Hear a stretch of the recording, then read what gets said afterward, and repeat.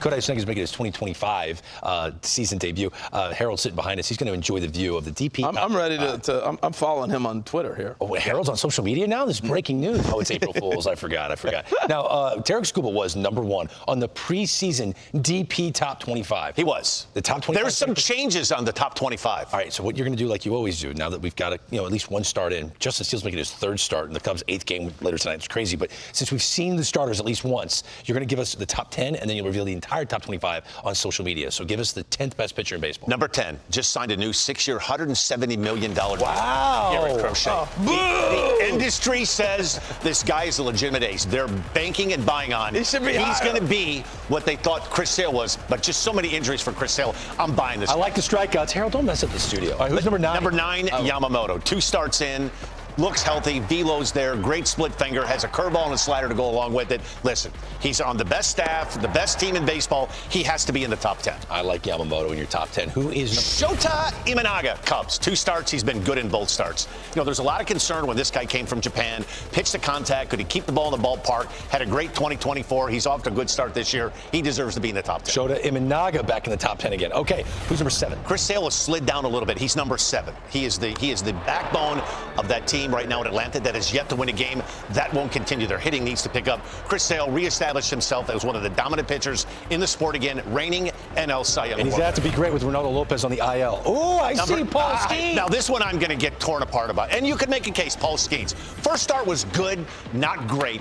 We were expecting. The bullpen gave it up. The bullpen gave it up, but you know what? He was good. He wasn't great. Listen, he's number 6 on the list. He doesn't even have a full year in the big. Framber's in front of him? Framber Valdez had a solid year last year. He was great on debut this year. I probably had him too far down on the list on the initial one, but I have Framber there. Framber in front of Paul Skeens. Who's in front of Framber? Who's in front of Framber? Framber, Logan Gilbert. Might have had the best start of any of the starting pitchers on opening day. You could make a case. I know the Dodgers have a great staff, so do the Phillies. This might be the best stable of young pitchers in baseball. Added a couple of different pitches. This guy is legit ace. All right, so on to number 3, and it's who? It pains me to do this, Tarik. I have Skubal at 3. The reigning AL Cy Young Award winner. Probably grading a little bit too difficult after the first start. He's probably not the only guy that's going to lose to the Dodgers, but I was expecting a little more swing and miss in his debut. Sorry, Tarik.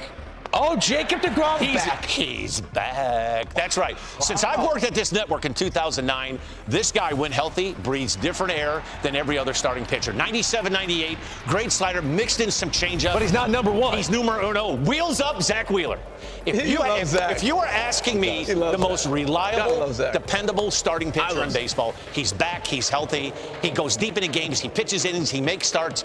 Think about this. At one time, the concern about this guy was he going to be able to take the ball every 5 days? He's put on a Titans uniform, and now he's pitching like a Cy Young contender every single season. Look at this, Dan. Wow. From Robert Murray, the Pirates are optioning closer David Bednar to AAA. Former All-Star in 2022, 2023. Had to do it. Had to do it? Had to do it. It's hard to take a guy that's your high-leverage guy, take him out of that spot. He's got a lot of weight on him where he needs to go down, and he needs to find his stuff again. He needs to regain his confidence. It says a lot about Bednar. It does. And I'm telling you from experience, that job is about 80% mental, that 8th and 9th inning. When that door opens and you expect nothing but good things to happen, normally they do. When that door opens, you got to make your mind up one or two things when that door opens in the bullpen. You're either going to be the hunter or the huntee, right? They're either going to hunt you or you're going to hunt them. And you could go out there with bad stuff and walk out and say, I don't know how I'm going to get out of this, but I'm going to get out of it. You either hunt them or they hunt you. And when you're letting them hunt you, bad place to be. Wow. Well, and the other thing, we've talked about this through the years. When does a closer get work? You can't. You're going to go through a bullpen tomorrow? It's tough. And think you're going to go in the game tonight? No, it's not happening. Well, he's been struggling for But it means a lot about last 2 years. It tells you all he's a local guy. He's a Pittsburgh guy. He wants to be a Pirate.